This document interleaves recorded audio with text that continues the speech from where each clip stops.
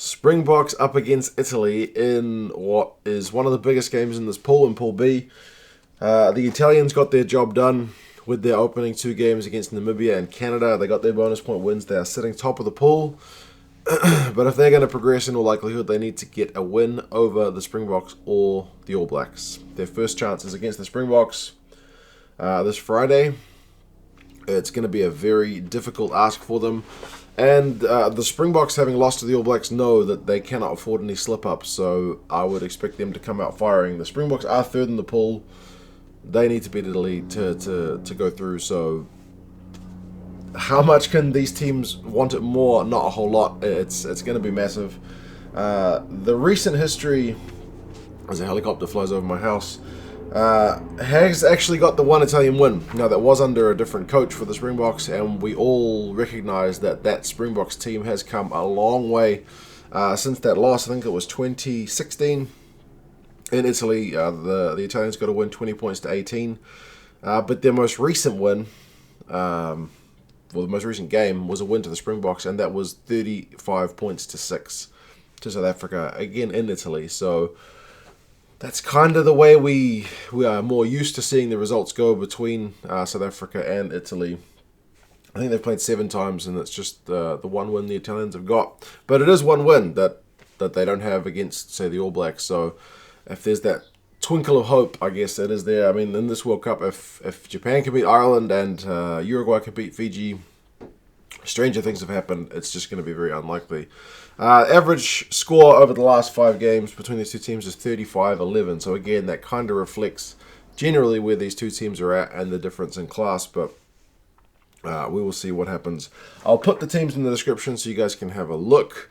It's interesting, when I was reading a lot of the press from here in New Zealand and from other sources about the South African team, it's almost like they don't take the Namibia game into account by saying that certain players have been promoted to start and certain players have been dropped to the bench, when actually some of those guys started against Namibia.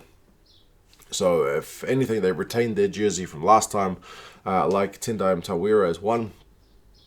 I think he was on the bench for New Zealand and then started against Namibia. He's starting in this game, but the talk is that he's been promoted to the starting lineup, because if you didn't start against New Zealand, then that doesn't count. Anyway, just a side point about the way that the news is written. So the front row is the Beast, Bongi, Mbonambi, and Frans Malherbe.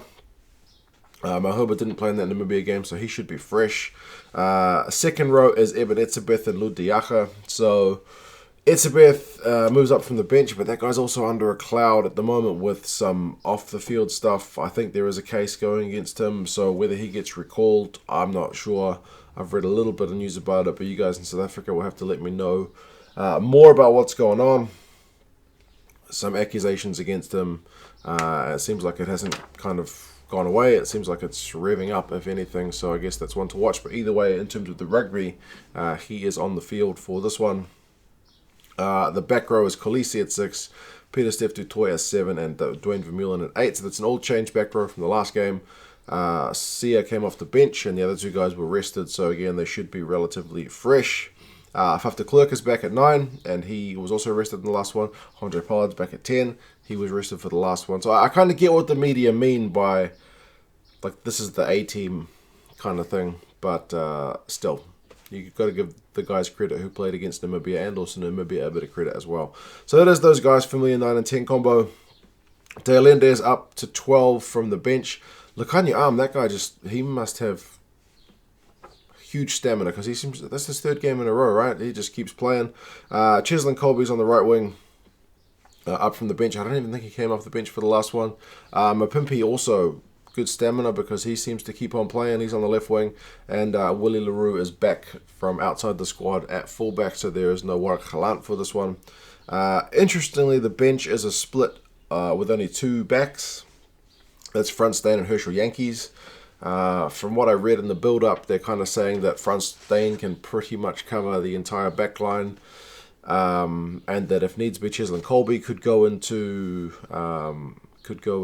9, and that Klerk can play 10, so they've got lots of options with the squad, even if they only pick the 2 backs on the bench. The other backs, Francois Lowe, Franco Mostert, Gias Neyman, Vincent, Koch, and Steven Kitshoff, along with Malcolm Marx. So, yeah, interesting. They got 2 locks on the bench, but I suppose they could move some of those pieces around. Maybe they're just picking, like, based on the weather over there, that it might be a time where you need forwards who are fresh-legged rather than backs. But then again, if you watch the All Blacks against Canada game, you saw Beauden Barrett, who played 80 minutes. That guy's quick, but after 80 minutes, even he got run down at the end when he was trying to score a try right at the death. So that heat affects everybody. For Italy, they've also gone with a split with just the 2 backs on the bench. So that's an interesting thing. Common theme between both teams. As I said, they're flying pretty high, and there's a lot of talk. I don't know if it's a lot of talk. At least I've seen a fair few people who are saying they could see a potential upset here. Like I said, I think it's a long shot. You kind of got to take into account those 2 Italian results against opposition that was definitely a class below what they're at. But as I said, they're going to give it a hell of a shot. So the front row is Lavotti, Bigi, and Ferrari. So that's unchanged from the last game. Sisi and Butt are also there in the second row. So interesting, Rutsa is on the bench, and Rutsa was really good in their opening game. Brumstein moves to 6 from 8. Polledri, who was on absolute fire, is at 7. He's in really good form. And Sergio Parise comes back at 8. He is the veteran. Tepoldi comes back at 9. He was rested for the last game. He is their best 9, I think. So it's good to see him back. Tommaso Allende is another guy who just seems to be playing week after week after week. He continues on at 10, and he's been in good form. Jaden Hayward continues at 12 rather than 15. Morosi is at 13. He's come in from outside the squad, so he should be fresh. That means Campagnaro moves to the left wing because he played centre in the last one. Benvenuti is still on the right wing. And Matteo Minozzi, who is genuine kind of lightning dynamic runner, he is there at 15. He's been, I think he was on the bench for the first game, started the second game. He was one of the players of the match in that last game as well. So, yeah, the Italians, from what they've had to play against, have been playing well. The bench, Zani, Quaglio, and Ricconi are the front rowers. Zani comes in on the bench as well, along with Rutsa, Negri, Calambrelli, and Carlo Canna. So, yeah, I mean, the Italians are going to give this a shot.